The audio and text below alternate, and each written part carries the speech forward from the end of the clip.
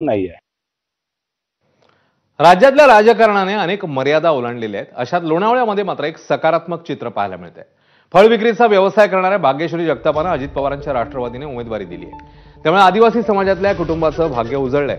पण राजकारणाचा गंधही नसलेल्या जगताप कुटुंबासमोर आता प्रचाराचं मोठं आव्हान असणार आहे.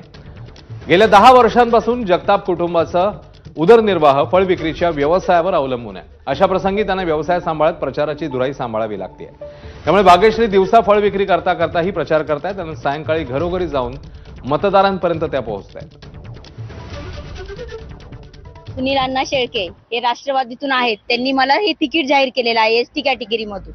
मग त्या तिकीट दिले त्याचं ते आम्ही नक्कीच सोनं करू हे दिशेने आम्ही वाटचाल चालू केली आहे.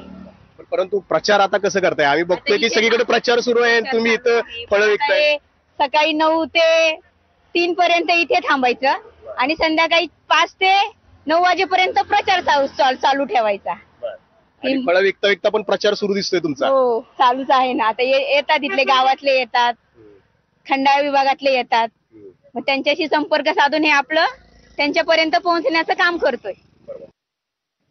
अमरावतीमध्ये भाजपच्या सर्व नगराध्यक्षपदाच्या उमेदवारांना बिनशर्त पाठिंबा दर्शवणार असल्याचं आमदार